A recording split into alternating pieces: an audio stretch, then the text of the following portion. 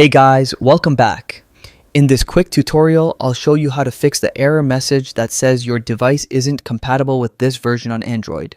So first, make sure your phone is running the latest software. Head into your settings, scroll down, tap on About Phone, and look for any available updates. If you see one, go ahead, install it, and restart your device. Alright, once your phone is updated, the next thing is to refresh the Play Store itself. Press and hold the Play Store app icon, then tap App Info. From there, force stop the app. Confirm with OK, then tap Storage and Cache and clear both the cache and the data. If that didn't fix it, you can take it one step further. In the same App Info screen, clear all data.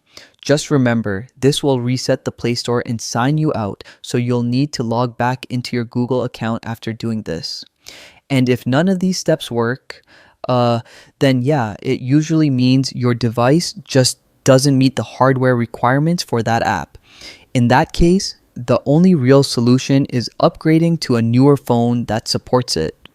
So yeah, that's how you can fix the device not compatible issue on Android. If this helped you out, don't forget to give it a like and subscribe for more quick fixes. Thanks for watching.